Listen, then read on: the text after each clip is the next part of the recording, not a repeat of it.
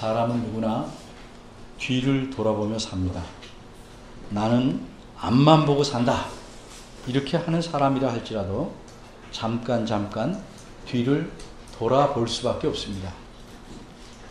그리고 후회도 하고 다짐도 합니다. 또한 자신의 지난 날을 돌아다보고 앞으로 어떻게 해야 할지를 생각합니다. 그런데 이렇게 뒤를 돌아보면 절망에 빠졌던 순간을 보게 됩니다.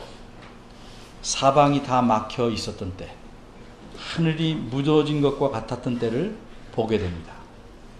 오늘은 그런 절망을 겪은 오래전 사람, 약 2700년 전 사람의 이야기를 들어보겠습니다. 그리고 이 사람이 자신의 겪은 이야기를 하는 이유가 무엇인지 생각해 보겠습니다. 그리고 이 아주 오래된 이야기가 우리와 어떤 연관이 있는지도 살펴보겠습니다. 어떤 사람이 자신이 겪은 일을 돌이켜보고 그 겪은 일을 적었습니다. 취재 기자처럼 현장에서 급히 적은 것이 아니라 훗날 자신의 생각을 잘 정리해서 적어 놓았습니다. 그는 이 기록을 무엇이라고 말하는가? 일기라고 하지 않습니다. 회고록이라고도 하지 않습니다. 2장 1절을 보면 기도라고 표현합니다. 그가 절망의 순간에 기도한 내용이 2절에서 9절까지 나와 있습니다. 그런데 그는 자신의 기도한 내용을 산문이 아니라 시로 표현했습니다. 따라서 우리가 이 기도의 내용을 이해하려면 산문을 읽을 때보다 조금은 더 신경을 써야 할 것입니다.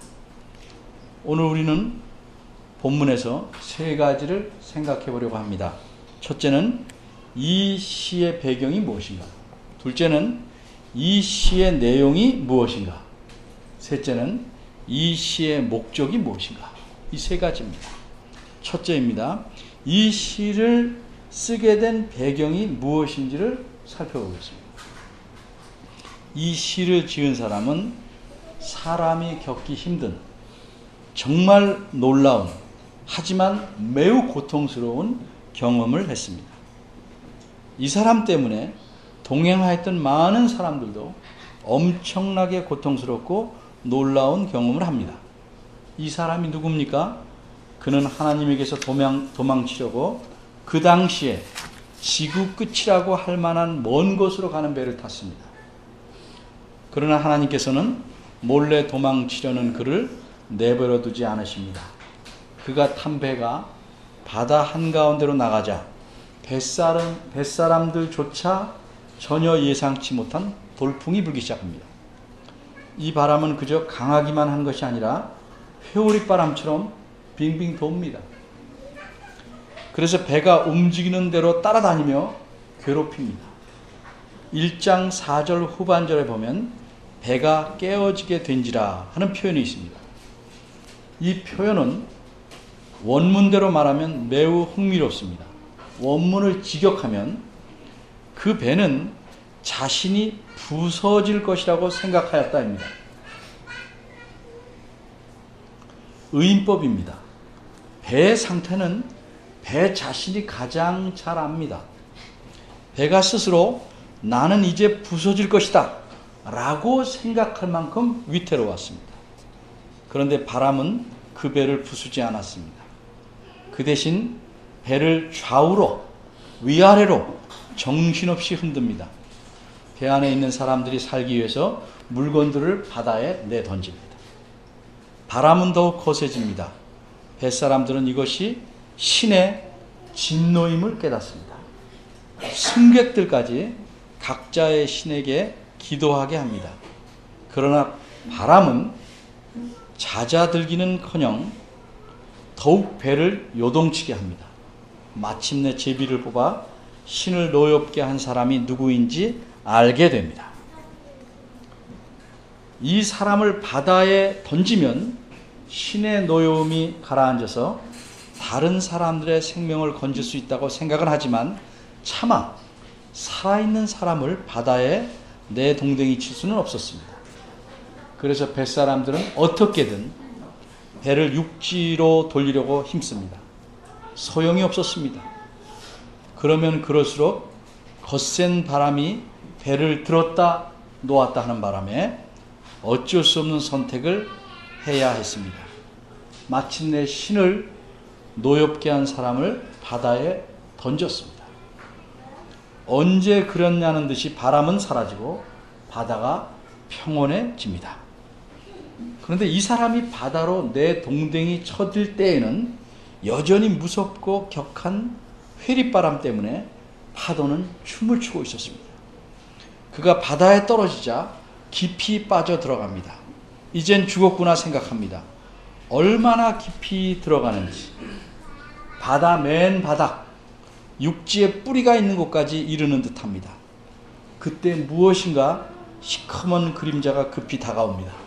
순식간에 그는 좁은 통로를 지나 시커멓고 끈적끈적한 동굴 속으로 빨려 들어온 듯합니다. 어떻게 이런 일이 생겼는가?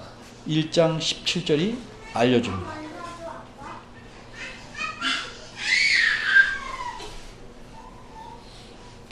여호와께서 이미 큰 물고기를 예비하사 요나를 삼키게 하셨다. 이곳에서 그는 3일 3야 만 3일을 꼬박 있게 됩니다. 그 후에는 어떻게 되었습니까? 2장 10절입니다. 여호와께서 그 물고기에게 명하심에 요나를 육지에 토하니라. 이렇게 해서 요나는 다시 육지로 살아나올 수 있었습니다. 이제 두 번째로 이 시의 내용이 무엇인가를 생각해 보겠습니다. 이 시는 놀랍고 고통스러운 경험을 한 요나 선지자가 훗날 자신이 왜 바닷속에 빠졌는지 그리고 어떻게 살아날 수 있었는지를 깊이 생각하고 살펴서 그때의 위급했던 상황과 그때 자신이 어떤 심정이었는지를 적어놓은 것입니다. 그런데 그 경험을 2장 2절에서 9절까지 산문이 아닌 시로서 기록하였습니다. 그러기에 이 시는 한마디로 하나님께서 자신을 죽음에서 건져주신 것에 대해 감사하는 내용입니다. 하지만 이 내용을 구체적으로 알기 위해서는 그가 처해 있었던 상황이 어떠했는지 좀 더 생각해 볼 필요가 있습니다. 다시 말해서 요나가 3일 동안 큰 물고기 뱃속에 있었는데 거기서 그가 계속해서 비록 의식은 잃는다 할지라도 살아있었는가? 아니면 그가 처음에는 살아있었다고 할지라도 결국은 죽었는가? 바꿔 말하자면 하나님께서 큰 물고기에게 명령해서 요나를 토해내게 하셨는데 하나님께서 요나를 3일 동안 물고기 뱃속에서 죽지 않고 보호하셨다가 토해내게 하신 것인가? 아니면 물고기 뱃속에서 죽어버린 요나를 다시 살리셔서 토해내게 하신 것인가? 여러분의 생각과 판단이 다를 수 있습니다. 그러나 무엇이 정확한지는 본인의 말을 들어봐야 합니다. 하지만 요나는 자신의 경험을 시로서 표현했기 때문에 우리가 이 시를 읽고 똑부러지게 이렇다 저렇다 말하기는 쉽지 않습니다. 그럼 우리는 어떻게 판단해야 할까? 일단 시의 내용 자체를 살펴보는 것이 우리 판단에 도움이 될 것입니다. 1장 17절을 봅니다. 하나님께서 큰 물고기를 예비해 두셨다고 말씀합니다. 그런데 이것은 사람들이 요나를 바다로 집어 던지는 그 장소 바로 아래에 물고기를 대기시켰다가 요나가 배에서 떨어지니까 곧바로 입을 벌려서 마치 훈련된 물개에게 생선을 던져주면 척척 받아 먹듯이 그렇게 받아 먹게 하셨다는 뜻이 아닙니다. 왜냐하면 이 시를 보면 요나는 자신이 바닷물에 빠진 경험을 말하고 있기 때문입니다. 바로 먹었다면 이런 경험을 말할 필요가 없습니다. 3절을 보면 주께서 나를 깊음 속 바다 가운데 던지셨으므로 큰 물이 나를 둘렀고 주의 파도와 큰 물결이 다 내 위에 넘쳤나이다 라고 말합니다. 이처럼 요나는 바닷속으로 빠졌습니다. 그리고 점점 깊이 빠져 들어갑니다. 얼마만큼 깊이 들어갔을까 정확히는 알 수 없습니다. 그러나 적어도 본인 자신이 느낄 정도로는 아주 깊게 들어갔습니다. 5절과 6절을 보십시오. 뭐라고 말합니까? 물이 나를 둘렀을 때, 시적인 표현이지만 영혼까지 하였사오며 깊음이, 이건 깊은 물을 가리킵니다. 깊음이 나를 에워쌌고 바다풀이 내 머리를 쌌나이다. 내가 산의 뿌리까지 내려갔사오며 땅이 그 빗장으로 나를 오래도록 막았습니다. 이것이 시적인 표현이기에 글자 그대로 생각할 수는 없다고 할지라도 자신이 겪지 않은 일을 거짓말로, 허구로 꾸몄다고 볼 수는 없습니다. 오히려 자신이 경험한 것에 대해서 정확한 해석을 했다고 보아야 할 것입니다. 왜 그렇습니까? 이 일이 일어난 현장에서 이 시를 적어낸 것이 아니고 훗날 그런 경험을 하게 된 이유와 그 결과를 전체를 종합하고 분석해서 올바로 이해한 후에 시로서 기록하였기 때문입니다. 그러면 요나가 자신이 겪은 일을 올바로 이해하였다는 사실은 어디에서 알 수 있을까? 3절에서 알 수 있습니다. 주께서 나를 깊음 속 바다 가운데 던지셨으므로. 사실은 누가 요나를 바다 가운데로 던졌습니까? 벳사람들입니다. 그럼 어째서 주께서 던지셨다고 말했습니까? 주 하나님을 탓하는 것입니까? 아닙니다. 자신이 당한 일은 자기가 하나님을 버리고 도망갔기에 그것에 대해서 주 하나님께서 주신 벌이라고 이해했기 때문입니다. 그는 자신이 죽어 마땅하다고 생각합니다. 그래서 이미 벳사람들에게 1장 12절에서 이렇게 말합니다.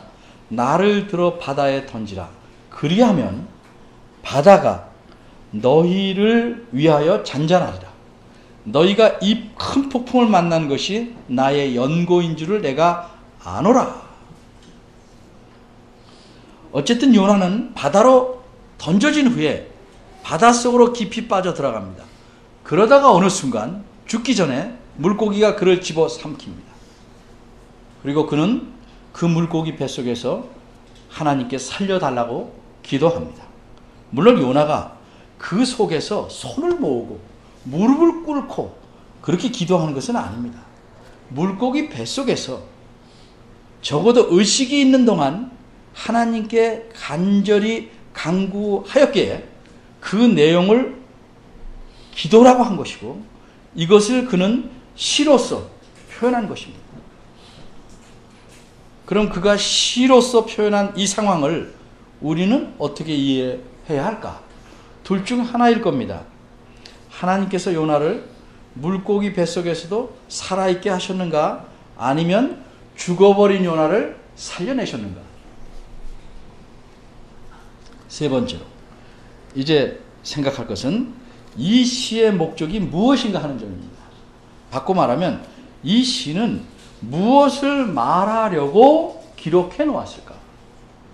요나서는요, 여러분이 잘 아는 대로 모두 4장으로 기록되어 있습니다.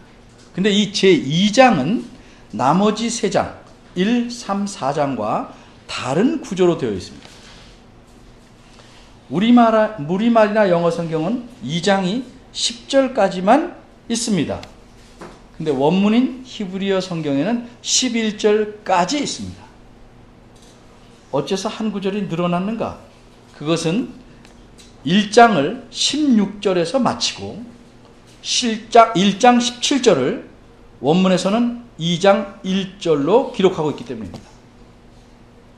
따라서 이렇게 원어 성경의 구조대로 2장을 보면 이렇습니다. 앞에 두 구절, 즉 우리말 성경에서 1장 17절과 2장 1절은 산문이고 맨 뒤에 한 구절, 우리말 성경의 2장 10절도 산문입니다. 그리고 이렇게 두 개의 짧은 산문 사이에 한 편의 시가 2절에서 9절까지 들어있습니다. 이처럼 2장은 산문, 시, 산문 이렇게 세 문단으로 이루어진 본문입니다.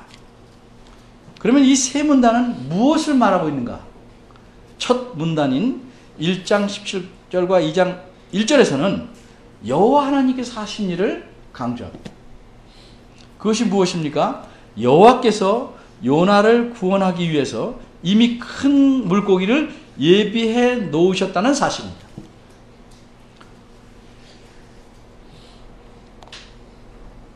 그렇기에 바다로 던져진 요나가 물고기 뱃속으로 들어갈 수 있었습니다.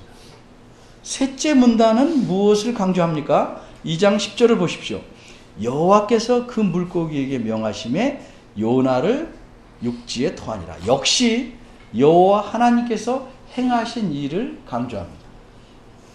이처럼 산문으로 된 두 문단은 물고기를 예비하시고 물고기를 명하셔서 요나를 토하게 하신 여호와 하나님을 강조해 줍니다. 그럼 둘째 문단인 이 시에서는 무엇을 강조합니까? 역시 여호와 하나님을 강조합니다.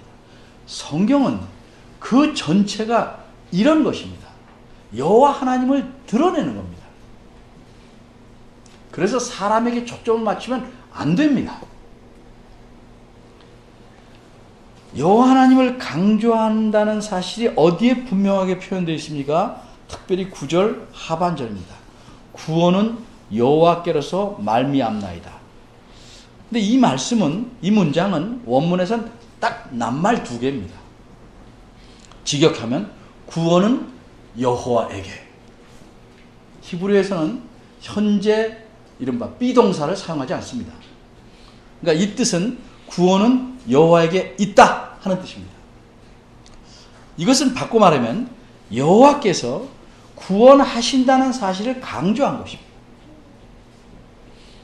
이렇듯 2장은 전체가 산문, 시, 산문으로 구성된 세 문단 전체가 여호와 하나님께서 행하신 일을 강조합니다. 여호와께서 큰 물고기를 예비하시고 토해내게 하심으로써 요나를 구원하셨다는 사실을 말하는 겁니다. 그런데 이 구원하셨다는 표현을 구원하셨다 이렇게 과거가 아니라 구원하신다는 현재 의미로 말하고 있습니다. 왜 이렇게 말했습니까? 뒤에서 설명하겠습니다. 이제 생각할 것은 여호와께서 요나를 어떻게 구원하셨습니까? 요나가 뱃속에서 기도했기 때문에 구원해 주셨습니까? 2절입니다. 내가 받는 고난을 인하여 여호와께 불러 아뢰옵사더니 주께서 내게 대답하셨다. 하반절의 내용도 비슷합니다. 히브리어 시에서는 이렇게 같은 사상을 비슷한 표현으로 이렇게 대칭이 되게 표현합니다. 그래서 상반절, 금방 제가 읽은 상반절을 머릿속에 두고 하반절 내용을 보십시오. 내가 스올의 뱃속에서 부르짖어 쌌더니 주께서 나의 음성을 들으셨나이다. 이해를 위해서 스올이 무엇인지 간단히 설명합니다. 구약 성경에서는 스올을 크게 세 가지 뜻으로 사용합니다. 그러니까 문장에서는 셋 중에 하나를 사용하는 것입니다. 첫째는 죽음을 의미할 때 스올이라는 말을 씁니다. 둘째는 그 죽은 사람이 묻히는 장소인 무덤을 의미할 때 스올을 씁니다. 셋째는 죄인이 영원히 가 있어야 할 멸망의 장소, 즉 우리식으로 말하면 지옥을 의미할 때 스올을 씁니다. 그럼 이 셋 중에 어떤 의미로 스올의 뱃속에서 부르짖었다고 할 때 이 스올이 사용되었을까? 무덤? 아니고 지옥? 아니고 죽음이라는 의미로 사용되었다고 보는 것이 자연스러운 것입니다. 1절을 보면 요나는 물고기 뱃속에서 기도하였다고 말합니다. 그리고 2절 하반절은 스올의 뱃속에서 부르짖었다고 했으니 이것은 물고기 뱃속에서 기도했다는 표현을 바꿔 말한 겁니다. 어째서 물고기 뱃속을 스월의 뱃속, 즉 죽음의 뱃속이라고 표현했을까? 그 이유를 알기는 그다지 어렵지 않습니다. 요나가 바닷속으로 계속 가라앉았다면 익사하고 말 것입니다. 그런데 큰 물고기가 그를 삼켰습니다. 그래서 그 물고기의 뱃속에 있습니다. 이렇게 해서 요나는 익사를 면했습니다. 하지만 물고기 뱃속이 편한 것입니까? 결코 아닙니다. 안 들어가 봐도 다 압니다. 그곳에 있으면 숨이 막혀 죽을 수밖에 없습니다. 익사는 면했지만 질식사하고 말 것입니다.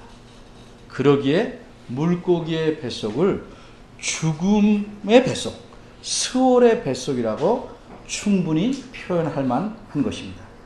다시 2절 상반절과 2절 하반절을 비교합니다. 하반절은 상반절과 같은 생각을 말하는 것입니다. 내가 하나님께 기도하였더니 하나님께서 내 기도에 응답하셨다는 이 사상, 이 생각입니다. 다만 차이가 조금 있는데 상반절은 어떤 이유로 기도하였는지를 알려줍니다. 무엇입니까? 내가 그 물고기 뱃속에서 받는 고난을 인하여 기도했다고 말합니다. 하반절은 그 고통을 받는 것이 어딘지를 알려줍니다. 요나가 있던 것은 물고기 뱃속인데 다시 말해서 죽음의 한가운데 있다. 정말 죽을 것 같이 고통스러워서 기도했다는 겁니다. 어쨌든 요나가 2절에서 분명히 말하는 사실은 하나님께서 자신의 기도에 응답하셨다. 하나님께서 요나 자신의 기도를 들으시고 구원해 주셨다는 것입니다. 그런데 이렇게 말한 요나의 말을 잘 이해하셔야 합니다.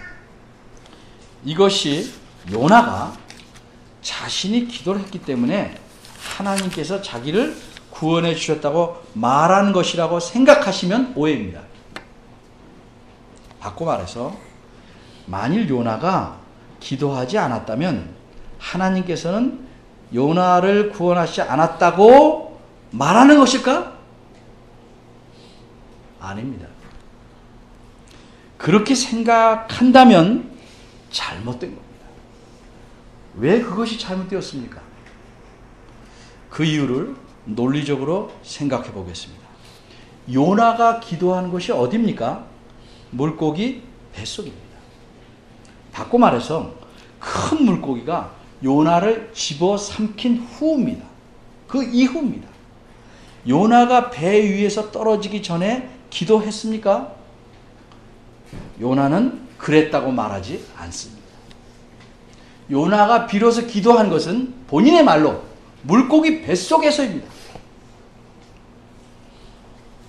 그럼 큰 물고기는 어떻게 요나가 던져진 곳 근처에 있게 되었습니까? 우연입니까? 요나는 뭐라고 말합니까? 하나님께서 이미 요나를 구원하시려고 계획하시고 물고기를 그곳으로 파견해서 있게 하셨기 때문입니다. 그 결과 요나는 죽음에서 겨우 벗어나 물고기 뱃속에 들어가 있게 된 것입니다. 이 일을 통하여 요나는 무엇을 알게 되었습니까? 하나님께서 자신을 버리시지 않으셨다는 사실을 깨닫게 됩니다. 그래서 염치불구하고 그 뱃속에서 하나님께 살려달라고 기도하는 것입니다. 이렇듯 인간이 하는 기도는 인간 스스로 알아서 할 수 있는 것이 아닙니다. 먼저 하나님의 은혜와 사랑이 베풀어져야만 인간의 기도가 가능한 것입니다. 그런 줄도 모르고 내가 기도하니까 하나님께서 척척 응답해 주신다 하면서 자신의 기도가 무슨 공로인 양 자랑하는 사람은 사실상 교만할 뿐만 아니라 무식한 겁니다. 혹 10분 양보해서 요나가 물고기 뱃속에 있을 당시에, 그리고 뱃속에서 갓 나왔을 때에는 자기가 기도해서 이런 구원이 생겼다고 생각할 수도 있다고 합시다. 그러나 이 시를 쓴 것은 자기가 구원받게 된 놀라운 일의 앞뒤를 다 살펴보고 올바로 파악하고 쓴 것입니다. 그래서 요나 자신은 1장 17절에서 뭐라고 말합니까? 하나님께서 이미 내가 기도하기 전에 물고기를 예비해 두셨다고 말한 겁니다. 또 2장 10절에서는 하나님께서 그 물고기에게 명령하셨기에 그를 토해냈다고 말합니다. 이렇게 전후 사정을 잘 알아서 표현한 요나가 과연 물고기 뱃속에서 자기가 기도했기 때문에 하나님께서 구원하셨다는 의미로 말했겠습니까? 아닙니다. 하나님께서 이미 물고기를 예비하심으로 요나를 구원하기 시작하셨고, 이로써 요나는 기도하게 된 겁니다. 그러니까 하나님께서 요나로 하여금 기도하게 만드신 겁니다. 하나님께서 요나로 하여금 그 고통의 자리에서 하나님에게 매달리게 만드신 겁니다. 이것도 하나님의 큰 은혜입니다. 하나님은 이미 구원 계획을 갖고 계셨습니다. 그래서 물고기를 예비하시고 스월의 뱃속에서 요나가 기도하게 만드시고 하나님께 항복하게 만듭니다. 그래서 그를 다시 꺼내 놓으시고 원래 말씀하신 곳으로 가서 하나님 말씀을 전하게 하신 겁니다. 그러기에 요나는 그런 하나님의 은혜에 감사하여 자신은 오직 하나님만을 섬기겠다고 8절과 9절에서 다짐합니다. 결론적으로 이 시의 목적은 무엇입니까? 오직 여호와 하나님만이 구원하실 수 있다는 사실을 만방에 알리려는 겁니다. 그래서 요나는 9절 하반절에서 구원은 기도에서 난다고 말하지 않고 구원은 어디에? 여호와께 있다고 선언하면서 감사한 겁니다. 그런데 우리가 놓치지 말고 생각할 것은 여기서 말하는 구원이라는 게 무언가? 간단히 설명해야겠습니다. 얼핏 보면 요나가 물고기 뱃속에서 살아난 것이 구원의 전부인 것처럼 보입니다. 그 사건이 하도 놀라워서 그것만 보입니다. 물론 그것도 구원입니다. 하지만 그것은 전부가 아니라 구원의 한 과정일 뿐입니다. 그런데 요나는 구원이 여호와께 있었다 이렇게 과거형으로 말하지 않고 현재형으로 구원이 여호와께 있다. 자기 경험 이미 다 했는데 과거에. 근데 여기는 있다. 현재로 말합니다. 요나는 이미 구원을 받고 나서 이 사실을 쓰는 겁니다. 만일 그렇게 바닷속 죽음에서도 죽지 않고 살아나는 것이 구원의 전부라면, 그런 게 구원이라면 요나 같은 경험을 할 사람이 이 세상에 몇 사람 있겠습니까? 없습니다.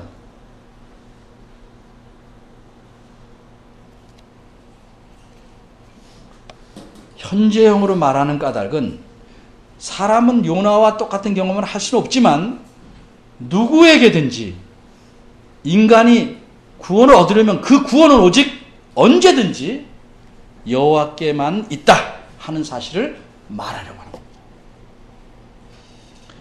그러기에 요나는 자신이 겪은 경험을 예로 들어서 인간 누구나에게 미치는 하나님의 구원을 말하려고, 그건 자기뿐만 아니라 누구한테나 미치는 하나님의 구원은 이런 것이다 라고 말하려고 현재형으로 표현한 겁니다.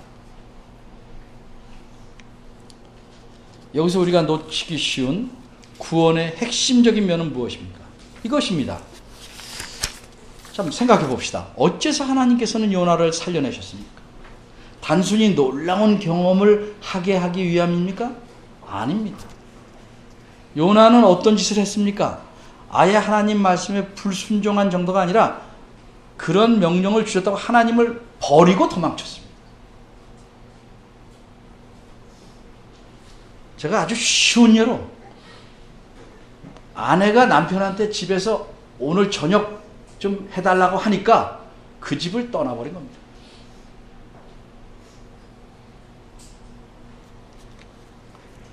이 사건이 얼마나 심각한 일인지를 요나는 이렇게 표현합니다. 4절입니다. 내가 주의 목전에서 쫓겨났을지라도. 자신이 주의 목전에서 쫓겨났다. 이것이 무슨 뜻입니까? 하나님께서 그를 쫓아내셨다는 뜻입니까? 아닙니다. 그런 것이 아니고 요나 자신이 하나님을 버리고 도망갔습니다. 그런데도 하나님은 그를 내버리시지 않고 쫓아오셨습니다. 왜? 아예 이런 놈은 벌을 줘서 멸망시키자 하고 쫓아오셨습니까? 아닙니다. 하나님은 자신에게 그를 다시 데려오시려고 그렇게 하신 겁니다. 이것이 구원입니다. 하나님에게로 다시 도망친 인간을 이끌어 오시는 거예요. 그런데 이것은 인간 스스로가 절대로 할 수 없는 일입니다. 따라서 4절의 표현, 주의 목전에서 쫓겨났을지라도는 말은 요나 자신이 쫓겨나야 마땅한 짓을 했다는 걸 인정하는 말입니다. 그런데 그렇게 엄청난 죄를 짓고 쫓겨난다고 할지라도 자신이 기댈 곳은 하나님밖에 없다는 사실을 애둘러 말하고 있는 겁니다. 4절을 보겠습니다. 후반절은 이렇습니다. 다시 주의 성전을 바라보겠나이다 하였나이다. 예를 먼저 듭니다. 자기 발로 부모님이 일 시킨다고 부모님을 버리고 집을 나간 자식이 잘못을 뉘우쳤습니다. 그래서 집에 돌아오려고 합니다.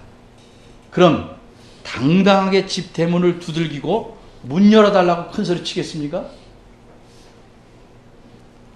정상적인 사람은 그렇게 못합니다. 돌아오기는 했지만 감히 집안에 성큼 발을 들여놓을 면목이 없어서 집 주변을 빙빙 돌며 어떻게 해야 할까 고민할 것입니다. 이런 심정이 4절 후반절에 담겨 있는 것이라고 저는 생각합니다. 그래서 직접 주님을 언급하며 나는 주님을 바라보겠습니다. 이렇게 말할 수가 없습니다. 근데 주님을 바라본다는 걸 어떻게 표현해야 되겠습니까? 그럼 주님께서 계시는 상징적인 장소인 주의 성전을 바라보겠다고 간접적으로 말한 것입니다. 어쨌든 하나님께서 물고기를 통해 요나를 살려내신 것은 도망친 요나를 잡아서 다시 하나님 자신에게로 데려오시기 위함입니다. 이것이 하나님께서 인간에게 행하시는 구원의 핵심입니다. 보십시오. 3장을 보면 하나님은 다시 요나로 하여금 일하게 하시지 않습니까? 하나님을 버리고 도망친 자를 하나님 앞에 다시 데려오셔서 하나님과 예전과 같은 친밀한 관계를 갖도록 하시는 것, 이것이 구원의 핵심입니다. 이것이 성경에서 말하는 구원의 알맹이입니다. 그런데 이렇게 구원을 이루려면 이 구원의 과정에서 꼭 필요한 것이 뭐냐면 죽음에서 살려내는 일. 그렇게 요나는 구원은 여호와께 있다, 이렇게 현재형으로 말해서 누구에게도 이 구원이 적용될 수 있도록 일반화한 것입니다. 어떤 사람이든지 구원을 받는 것은 오직 하나님만이 하실 수 있는 일임을 강조하는 겁니다. 이제 우리는 요나가 물고기 뱃속에서 살아있었는지 죽었는지에 대해 생각해 보겠습니다. 물론 둘 중에 어느 의견을 취한다고 해서 그 사람을 이단이다 혹은 비성경적이다 말할 수는 없습니다. 다만 어떤 의견이 좀 더 성경적인지는, 성경에 잘 맞는지는 생각해 볼 가치가 있습니다. 우선 앞에서 말씀드린 대로 이 시의 내용만으로는 꼭 집어서 이것이다 저것이다 정하기가 힘듭니다. 그렇다면 다른 결정적인 증거를 생각해 봐야 할 것입니다. 어디 있습니까? 예수님의 말씀에 있습니다. 예수님은 마태복음 12장 40절에서 이런 말씀을 하셨습니다. 요나가 밤낮 사흘을 큰 물고기 뱃속에 있었던 것 같이 인자도 밤낮 사흘을 땅속에 있으리라. 죽기 전에 하신 말씀입니다. 여기서 무엇을 비교합니까? 예수님께서 장차 자신이 겪으실 일을 비교한 건데, 요나의 일과 비교할 만한 사항은 두 가지입니다. 장소와 상태. 근데 장소에 대해 말하자면 요나는 큰 물고기 뱃속에 있었습니다. 그런데 예수님은 땅속에 있을 것이라고 말씀합니다. 그러니 이것을 접촉점으로 삼아 비교하시는 것은 아닙니다. 그러면 무엇입니까? 요나가 물고기 뱃속에 밤낮 사흘 동안 있었던 상태와 예수님께서 장차 밤낮 사흘 동안 땅속에 있을 상태를 비교하는 것입니다. 예수님은 우리가 잘 아는 바대로 땅속에서 완전히 죽어서 계셨습니다.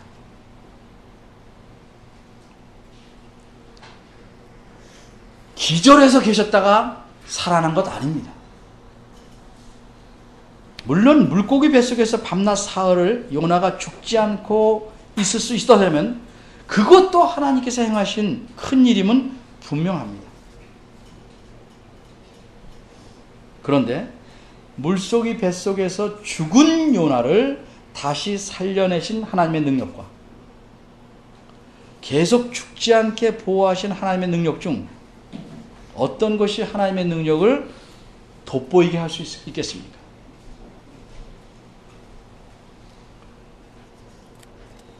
따라서 요나도 물고기 뱃속에 있던 상태가 계속 죽지 않고 살아있었던, 비록 의식은 없다 할지라도 상태였다고 보는 것은 예수님이 비교하신 초점과 잘 맞지 않습니다. 따라서 저는 요나는 처음에는 물속에 뱃속에 살고 있었지만 당분간 완전히 그 안에서 죽었고, 그랬던 요나를 하나님께서 다시 살려내셨다고 생각합니다. 이렇게 생각하게 되면 요나가 쓴 시를 이해하기가 더 자연스러울 것입니다. 물고기는 바다 어느 곳에 표적처럼 고정되어 있는 부표가 아닙니다. 양식장에 꽂아놓은 바닷물 가운데 떠있는 부표가 아닙니다. 물고기는 바다 어느 곳이든 제 마음대로 헤엄쳐 다닐 수 있습니다. 사람을 집어삼킬 만한 큰 물고기는 더더욱 그렇습니다. 깊이 바닷속 깊이까지도 마음대로 다닐 수 있습니다. 요나가 비록 물고기 뱃속에 있었다 할지라도 물고기가 마음대로 돌아다녔음을 고려할 때 6절처럼 표현하는 것도 자연스러울 것이라고 생각합니다. 6절은 이렇게 말했습니다. 내가 산의 뿌리까지 내려봤다. 정확히 말하면 산들의 뿌리입니다. 시적인 표현이지만 산들은 그저 바닷물 위에 떠 있는 게 아니고 저 바닥까지 뻗쳐 있습니다. 그래서 이 바닥을 산들의 뿌리라고 표현한 것이고, 이 시적인 표현입니다. 또한 6절은 이렇게 말합니다. 땅이 그 빗장으로 나를 오래도록 막았다. 그 바닷속에서 나올 수 없었다 라고 표현한 것입니다. 근데 여기서 오래도록이란 말은 원문상으로는 영원토록입니다. 이것은 무엇을 의미할까요? 요나가 물고기 뱃속에 있으면서 바닷속에서 살아있었다는 뜻으로 말한 것일까요? 완전히 죽었다는 것으로 말했을까요? 어떻게 이해하는 것이 자연스럽겠습니까? 어떻게 그 땅의 빗장을 열고 바닷속에서 나올 수 있었습니까? 6절 하반절은 이렇게 대답을 말합니다. 나의 하나님 여호와여, 주께서 내 생명을 구덩이에서 건지셨나이다. 죽음의 구덩이, 다시는 나올 수 없는 깊은 구덩이에서 여호와 하나님께서 요나 자신의 생명을 건져주셨다고 표현하는 것입니다. 자, 이제 결론적으로 정리합니다. 요나가 이 시를 통해서 말하고자 하는 것은 무엇입니까? 구원은 여호와께 있다는 아주 당연하고 중요한 사실입니다.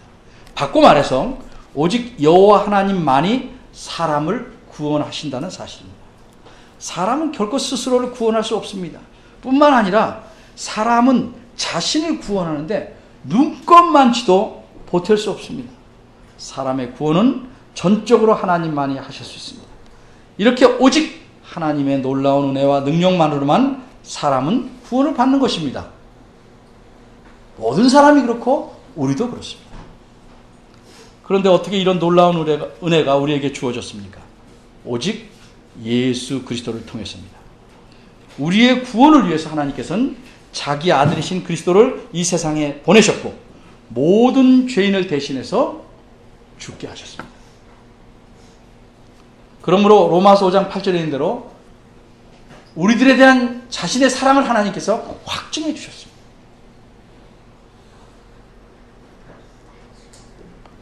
그리고 하나님께서는 그를 다시 살리시고 그리스도를 구세주로 믿는 자를 구원하셨습니다. 앞으로도 계속 그러하겠다고 약속하셨습니다. 이 약속은 이 세상이 끝나늘까지 계속 유효합니다. 구원을 받기 원하십니까? 자신이 스스로를 위해 무엇인가 해서 구원 얻으려는 생각을 버리십시오. 여러분이 구원받았다고 확신하십니까? 내가 뭔가 해서 구원받았다고 하는 생각을 띄워버리십시오.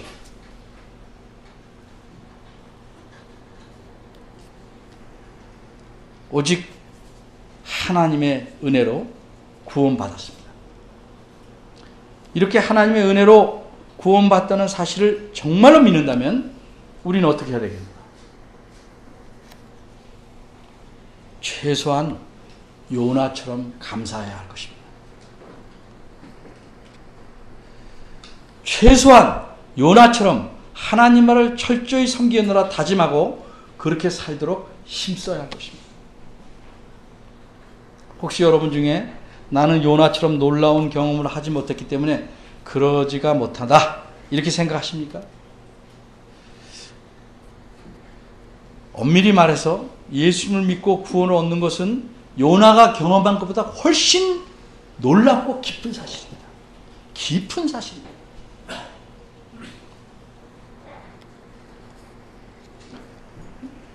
구원받은 사람은 이미 말할 수 없는 놀라운 경험을 한 것입니다. 그 사실을 안다면 무엇을 더 바라려고 합니까? 그것은 혹시 구원을 의심하기 때문이 아닙니까? 혹 세상에 대한 욕심 때문이 아닙니까? 이 구원의 의미에 대해서 무지하기 때문이 아닐까요? 구원받아서 하나님의 자녀가 되었다는 사실은 우리를 하나님 앞에서 평생 경건하게 또 이 세상에 대해서는 담대하고 당당하게 만드는 힘입니다. 하나님 우리를 구원해서 저기에 그냥 놔두신 게 아니고 당신의 자녀로 삼으심으로써 우리의 평생과 우리의 영혼을 책임지신 겁니다. 이보다 놀랍고 감사한 일이 어디 있겠습니까? 엉뚱한 것들을 바라지 말고 우리가 하나님의 자녀가 되었다는 이 사실, 하나님께서 우리를 구원하시던 이 사실에 진정으로 감사함으로 살아가시기를 바랍니다. 기도하겠습니다. 하나님, 우리를 값없이 구원해 주심에 대해서 감사드립니다. 이 의미를 저희들이 더 깊고 반듯하게 깨달아서 우리가 어떻게 하나님 앞에서 살아가야 할지를 올바르게 생각하고 깨닫고 그대로 살아갈 수 있도록 도와주옵소서. 우리가 받은 구원이 얼마나 놀라운 것일지를 몰라서 마치 집안에 있는 큰 보석을 돌멩이처럼 장난감 삼아 노는 아이같이 되지 않게 하시고 주께서 우리에게 베푸신 구원을 점점 더 깊이 깨달아 감사하는 삶이 우리의 상황이 어떠하든지 넘쳐나올 수 있도록 저희를 도와주옵소서. 또 아직까지 그렇게 살지 못하는 저희를 불쌍히 여기시고 그렇지 못하는 잘못과 죄를 용서하여 주옵소서.